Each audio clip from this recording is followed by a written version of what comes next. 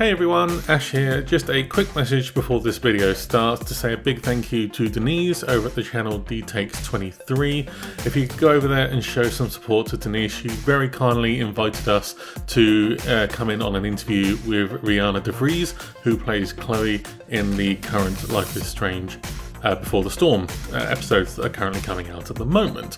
It was a lot of fun, really enjoyed chatting to both of them, and it's going to be a really good listen. Dennise did all the editing for the audio and stuff as well, so please go over to her channel, give us some support. I hope you enjoy watching the video as well.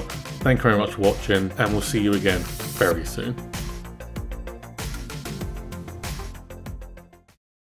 So one of the questions that pretty much everyone asked was, were you familiar with Life is Strange before taking on the role? I had heard about it, but it wasn't until recently that I really started playing video games. So I'd never played it. And then when I finally signed the NDA during the audition process and they were like, oh, so this is for Life is Strange, I was like, wait, huh? Because I'd heard such good things about it. But like that was the extent to which I was familiar. I say that actually kind of mirrors me in a way, because I've only played both of the games recently. So I bought the first one ages ago and I never got around to playing it, and I played it, and then episode 1 of Before the Storm came out. I just played that in the last couple of weeks, and I think the second episode's out tomorrow. Yeah. So a well-timed interview, I think. But in terms of like the role itself, you said there that you auditioned for the role, but how was that process? And did you know it was Life is Strange before you went into it? No, actually, the original audition was simply for the motion capture, and the way that I got that was a little odd, like it just like I guess unorthodox, because it was just like this little blurb on Facebook. Someone had posted like, if you sound and have the body type of like a teenage girl, send your headshot and resume here, which like, it sounds really creepy. Yeah. I thought, okay, like there's no harm done in like sending, like my headshot and resume are publicly available, so it's like I'm not hurting myself or incriminating anything by sending like my reel and stuff over. Then they came back with like sides where the names were all changed and everything, so like they really covered their tracks up until they really wanted to narrow it down for the motion capture artists. After that, then like months after, they started casting for the voiceover thing, and that was a whole other thing. Oh wow. Oh, so did you know you were specifically auditioning for Chloe or no? I was given sides and chose to pick a person to audition for, and Chloe wasn't like, no, I had no idea that it was Chloe, but her lines were definitely the ones that I was most attracted to. So she's just who I ended up submitting for naturally. But moving on to the next question here, it says about Ashley Burch being the previous voice for Chloe, and about the fact you were taken over because there was a mixed response to that. Did you get any kind of response? What kind of response did you get knowing when you knew about being Chloe? Was it negative? Was it positive? Was it kind of a mix of both? Or? I'd like to say that I have no idea. Just because I did not really seek to find out. Because I had an idea in my head of like of how people would react, and you know, I just kind of went, maybe it's best that I just not delve into it, you know, because no matter what, it's like either way, either response is going to come up with like things that I don't really need in my head. Yeah, it's really good because the gaming community can be really brutal sometimes. So they're very vocal. That's true. I must admit though, when I played, because I played them so close together, the first thing I did think about was, okay, they're two different voice actors. How are they going to sound? They sounded so similar, like to the point where I didn't even really notice. So I think that's kind of testament to you and how good you did in the game, because I absolutely loved it. I wasn't quite so attracted to the first one, I think, because maybe I waited so long to play it, but the second one, and especially the scene where like you're playing Dungeons and Dragons with the two other people, I just enjoyed that one. I just sat back, I was like, I'm going to do this, I don't care how long it takes, and I just really enjoyed the interaction, and Chloe was properly getting into it, and I was just like, yeah, this is pretty cool. I feel like overall the writing in Before the Storm is much stronger than the first game, so I think that has a lot to do with it as well. And Chloe is, at least for me, I preferred Chloe to Max. always. So, so sorry, Max fans, but yeah. Controversy. Thank you. I'm glad you enjoyed episode 1. The Dungeons and Dragons, the tabletop game, excuse me. The tabletop game was definitely like one of my favorite things to do in the booth, because it just was. It was one of those times where they just went, okay, go, and it's like, yeah. Just go nuts. So yeah, no, you could definitely tell that came through, because I think it's just like the mannerism she had. She kind of sat on the table and she was like, I'm properly into this. And I don't know how long that scene kind of played out playing the game. I think it might have been about 20 minutes or so. It didn't feel like it, because I actually said like, okay, what do I do now? And then I ended up like picking the wrong decision. Chloe's character died and or something like that. And I was just like, so, but I actually really enjoyed that, because there wasn't really anything like that too much in the first one. So in the first episode, I know in the first Life is Strange. But that's actually one of the most questions, actually, which is, what was your experience working with Deck 9? Oh, stellar. Oh my goodness. Do you have an hour? Like, I love all the people at Deck 9. They are so passionate and like, wicked smart and thoughtful, and just like such great people and great artists. They're so devoted to and grounded in their work. I have so much respect for everybody there. Like, I love them all so much. So much. I love working there. I love having a job that I love working at, and like, that just makes it so much better, you know, because it's like, okay, so any set can be a film set and you can be doing what you love to do, but when you're surrounded by people that you love, crap, man. I'm on cloud 9 at Deck 9. Gross. I love them. So now that is this your first voiceover? It is. Yeah. I hope you can't tell. But like, yeah, but it's not my first acting job, so yes. Well, Reddit user It Matters Boo Boo Sousa asks, Nice. Is it difficult conveying emotions through voice acting and motion capture compared to live action, and which do you prefer more?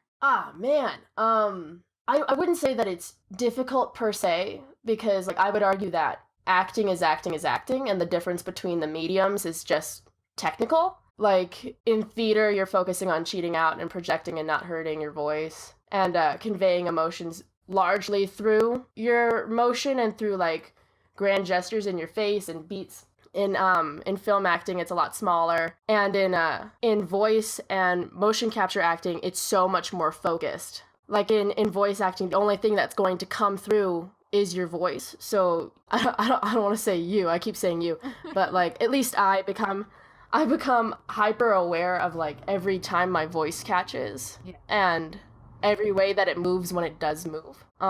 Whereas in like motion capture, there have been several times like during scenes where Web Pickers Gill does the motion capture directing. He will let us do improvised scenes that are like parallel to the scene that we're actually working on, so that if the animations need to be a little more, if they need to be able to be applied to multiple scenarios, like multiple dialogue trees, then they're not so specific. And because of that, in motion capture, you're focusing on not like putting your hand through a door or like losing any markers and things like that. You're focusing a lot on your body, and since we do facial reference after the fact, even your face, usually like everybody in the room uses their face. But like, you wouldn't have to, I guess, if you wanted to pose that hypothetically. Those are the biggest differences between them. They asked which one I prefer. Yeah, which one do you prefer, voice acting or just acting in general, like on screen or theater? Oh, that's not fair. Can I plead the fifth on this one? Because like, technically each of them have their pros and cons. They're all so good. I'm pleading the fifth. I'm clocking out. I'm so sorry. I'm sorry to your incredible username. You deserve better. Yeah. My bad. I'm sorry. No, I think that's kind of the thing. Is like, which one of your children do you love more? You can't answer that question. You just can't. Yeah. It's not fair. It's not possible. So, oh dear. But just a question from one that Rima and I kind of came up with was, and it's kind of touched on with a couple of the other questions that came from people online as well, was, do you have any kind of particular techniques as a voice actor that you do to prepare for a particular scene or scenario?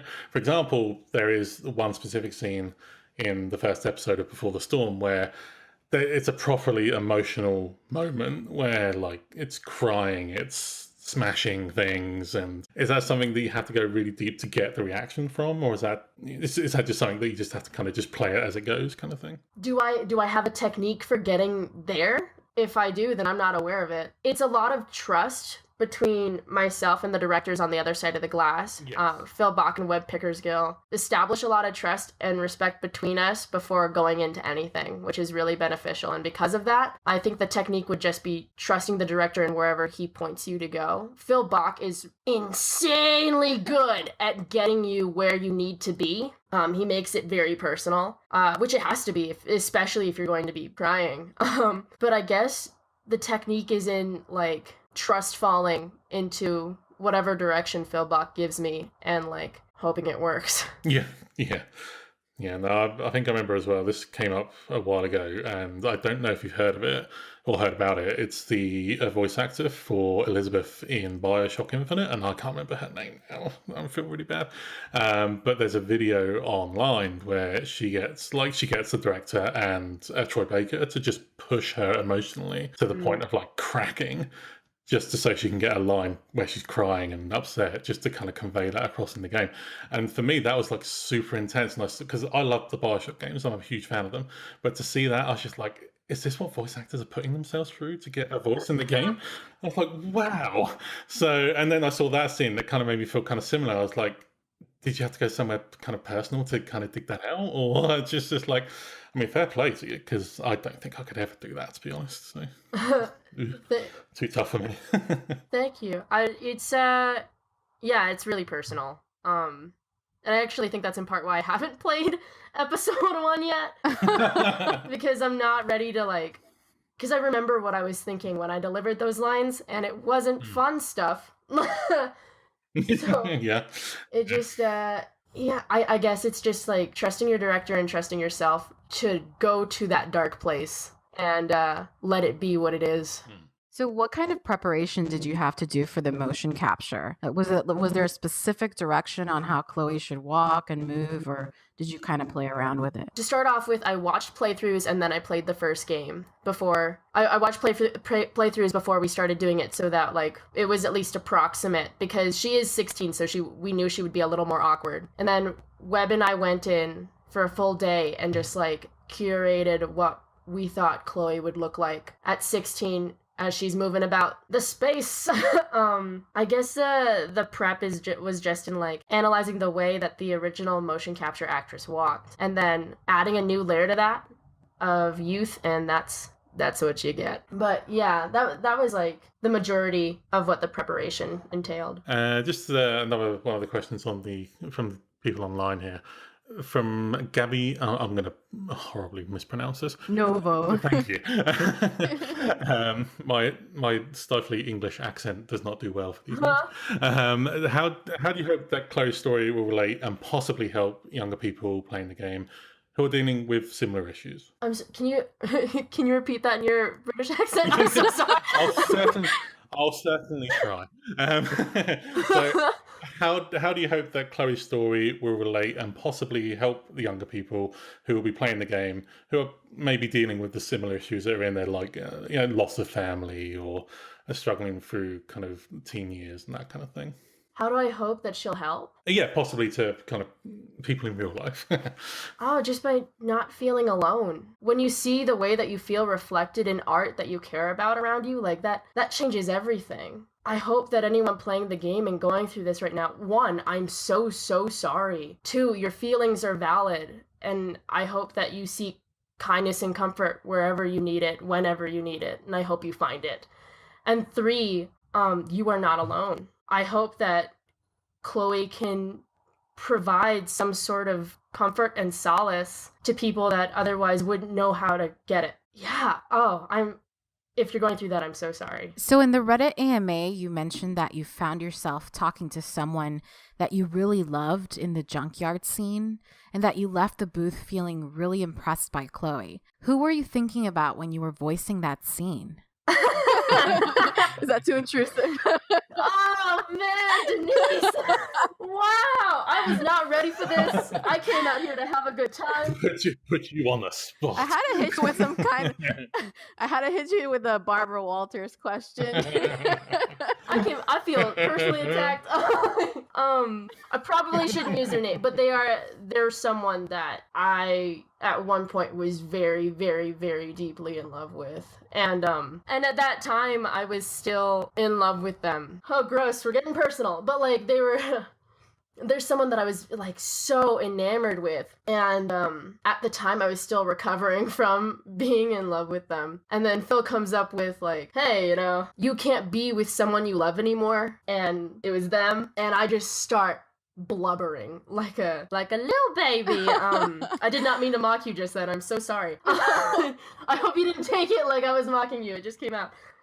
I came away feeling really impressed with Chloe because like I didn't experience that kind of heartbreak until I was like 19. And up until that point, I thought I was this like invulnerable mass of a human being that was like, what do you mean heartbreak? Like, get over it, bub. And then I experienced it and I was like, I'm here for all of you. I'm sorry I'm an ass. At 16, being queer was something that I hadn't even like wrapped my head around yet. I was still going like, no, I just think girls are pretty. Like that's it. Like it's fine. You know, I was still in denial about being queer at 16. So the fact that Chloe has all these trust issues on top of like feeling horribly insecure, still finds it in herself to be able to say like, look, I want to be with you. It broke me up. Like it was a newfound respect for her where it was like, regardless of her insecurity and her pain and her hurt and her knowing that like doing this would open her up to more hurt, she says it anyway. Yeah.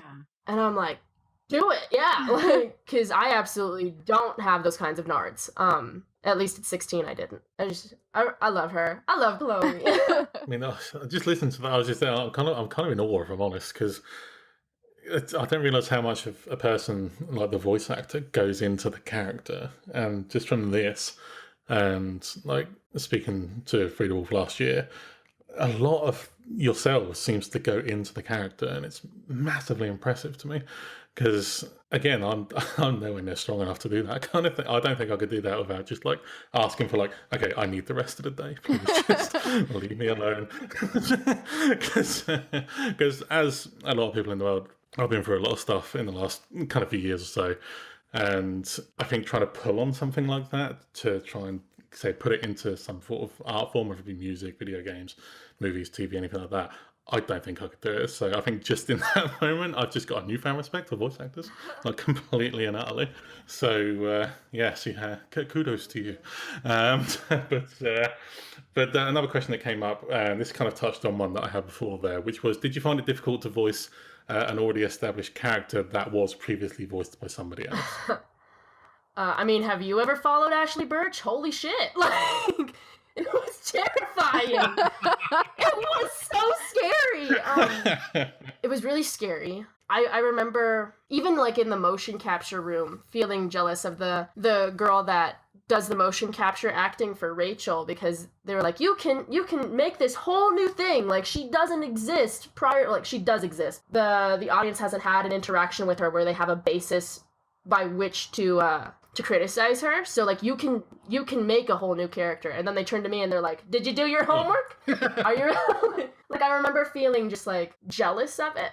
But then again, like, how angry can you be when you're playing Chloe Price? Aside from like really, really angry, like how angry can you be at playing Chloe Price? So it was like, it was really bittersweet, I guess is the word I'll go for.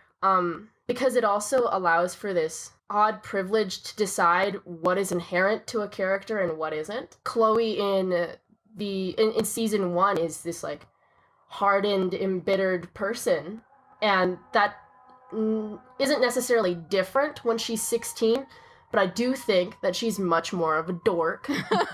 I think that like that pain and everything hasn't had time to, it's like Jello when she's 16 and it's like a rock when she's 19. Yeah.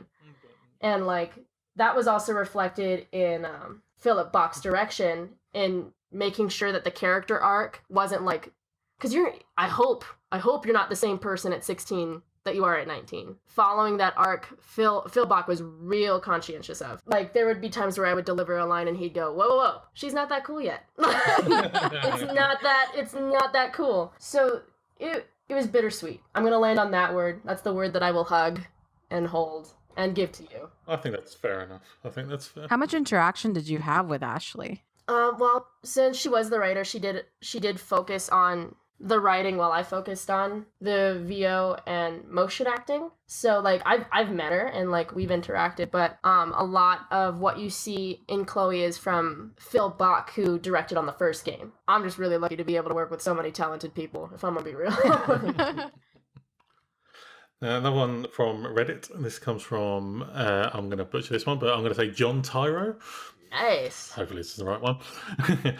If you could give one piece of advice to Chloe, what would that be? Let yourself be loved. Trust that you are worth being loved, and don't distrust anybody that shows you that. Yeah, because I think that a lot of her pain and self-destructive behavior comes from like her thinking that she's unworthy of much better. Yeah. And then I'd hug her. Yeah. And we'd eat comfort food. Ice cream for everyone. Yeah. Pineapple pizza. Looking at you, Reddit. So Rachel Marina 0 asks, did you record with anyone else other than Kylie? Yes. I recorded with the voice actress that played Taylor. And with Trey Hutch, who played Drew. Those are the first ones that come to mind. But Kylie was absolutely like a full day of us like in the booth together. So yeah, I cannot complain. That's awesome.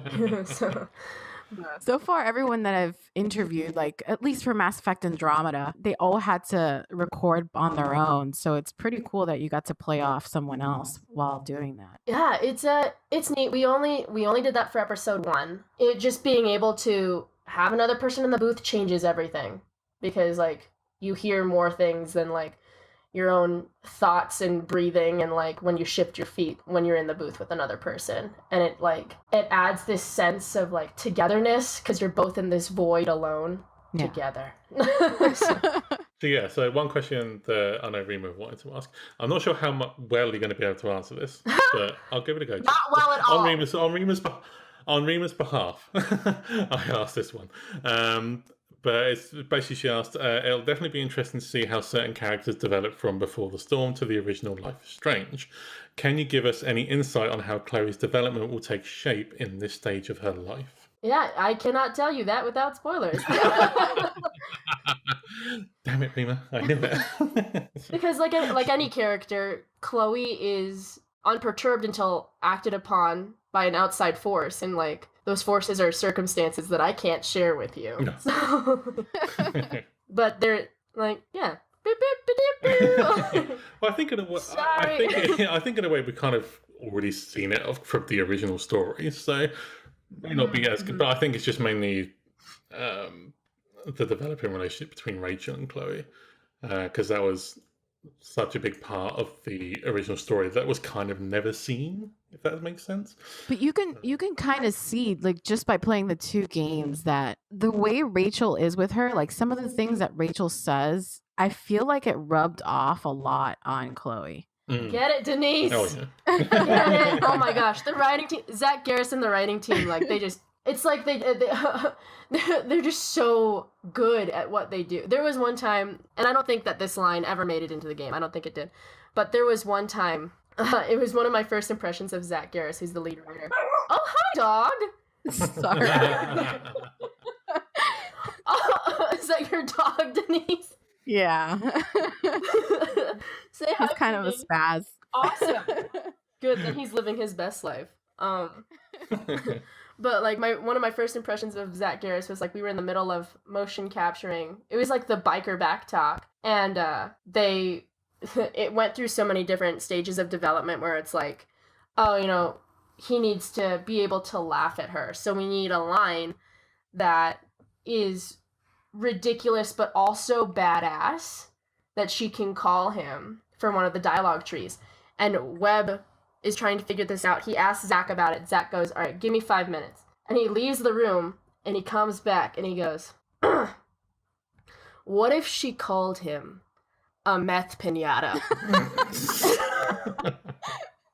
And I'm like, what is your beautiful brain? They're so good. They're so good and so subtle. And it's like, what a privilege, yo. To be working with these people, with these lines. That was an anecdote you didn't ask for, but I gave to you anyway. Another question from ZeldaFan1002 ask, what is or was your favourite aspect of Chloe in the first game, and do you hope to achieve that aspect in Before the Storm? These questions are getting deep from the public, people. Wow. Tear her apart! Alright, so my favorite part about Chloe in the first game, and did I try to put that in Before the Storm? I think that was a gist. Is that you can tell that Chloe is a dork. Just a total dork. And granted, you have to hunt for it just a little bit. In the first game, I think, like, you have to be able to, like, read through what because a lot of it is just, she's so hard. Like, she's like a jelly bean. You know, I know that a lot of people call her a jelly bean, but, like she's hard on the outside, and then you squish her, and it's like, oh, what a sweet, chewy thing, you know? But, she'll say, like, dorky shit. And, I think that shows up even more in Before the Storm. She's desperately trying to be this, like, stone-faced badass in Before the Storm, and she, like, attains more of that in Season 1, but, like, I guess preserving that progression collaboratively with Phil Bach and Web Pickersgill has been, like, that's one of my favorite parts about this. It's like, she was a dork, she will always be a dork, and there's a little bit of a sweetness to the fact that, like, no matter how much pain and hurt you go through, the way that you deal with things is pretty inherent to you. And one of the ways she deals with it is by being this stone-hard dork. So, Chloe and Rachel or Chloe and Max? Do you have a preference for a character dynamic based on friendship or romance? They're coming for blood! I'm not gonna choose between Max and Rachel. I refuse. You can come after me. I refuse to do that. The way that I see it when it comes to, like, choosing between romance and friendship, I think that's already, like, a difficult decision, because it's like, who the hell chooses who they fall in love with? You know what I mean? I think, and this is just, like, the way that I've been playing it, but I think no matter what, Chloe harbors feelings for Rachel. Yeah. And the difference in, like, the decisions you make just decides whether or not Rachel feels open enough to reciprocate those feelings. My preference is that it's all romantic all the time. But, like, that's just me. Like, it's your game. The controller's in your hands. But another question from @M_Esvel? Sorry if I butchered that. Your favourite Amber/Price scene? So your favourite scene between Rachel Amber and Chloe Price? In episode 1? I'm going to say yes, because I don't think we want to spoil anything for any future episodes. Yeah.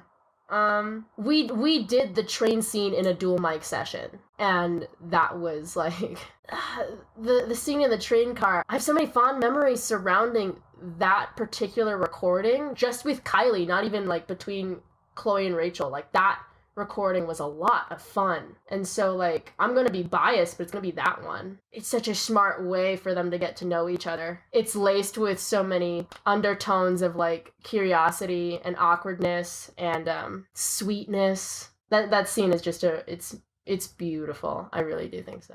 So the writing in the first episode of Before the Storm, like I said, I loved it. It was phenomenal. And in comparison to the first game released by Don't Nod, Before the Storm didn't waste any time with a lot of exposition, which I freaking loved. And is this something that we can expect for, like, we can expect in episode 2 as well? Like, we just get to the nitty-gritty of it. Well, you only got 3 episodes. I felt that, like, there was plenty of exposition, actually, in episode 1. And I know that some people argue, like, hey, you know, you can't fall in love with a person in a day. But, like, I think you can. I think you totally can. With, like, what they went through in one day is, like, what it would take months for a typical relationship to go through. So I thought all the milestones were there. Episode 2, I don't even know how to compare them, because they actually I feel that they have different themes and different, like, there's new things being introduced in it, so I guess you can expect the same, like, nose to the grindstone feeling of, like, we're going, let's hustle. That might be the only similarity, because new developments, they're just like, the writing team does not pull punches. I feel like I was really strong with character development in comparison to the first game. Woo! It allowed you to connect to the characters much more. Sorry, I thought I was going to sneeze for a second there, but I'm not going to. Rachel is a very off the cuff and kind of wild, and so is Chloe to an extent. Do you think that Rachel is someone that Chloe should trust? Is she a bad influence? I don't think anybody is a truly good influence. That's probably true. Should Chloe... I think for the sake of Chloe, yeah, Rachel is exactly what Chloe needs in that moment. And if trusting her is what it takes for Chloe to feel loved and to feel like she has somebody, then yeah, that's what I think. So in the Reddit AMA, you mentioned that your favorite character other than Chloe is Mikey. What is it about Mikey that you identify with? There's a specific scene with Mikey down the road that is what really, like, breaks me up about him. I just see, and my brother's gonna be so mad. I just see him, like, the second that I read his breakdown and everything, I went, like, I knew who I would be talking to whenever I spoke to Mikey, and I knew that person would be Matthew, my brother. Mikey and my brother don't manifest characteristically the same way. Like, my brother isn't as sweet and, like, introverted, but I see Chloe's relationship to Mikey and my relationship to my brother to be pretty parallel, and because of that, like, I love him, so. Oh, we can't wait then. Are we talking episode 2? Or because episode 2 comes out tomorrow? Yeah, it's episode 2. Good, that's too long then. You obviously mentioned earlier on that you got to record with a couple of people from basically the whole voice cast.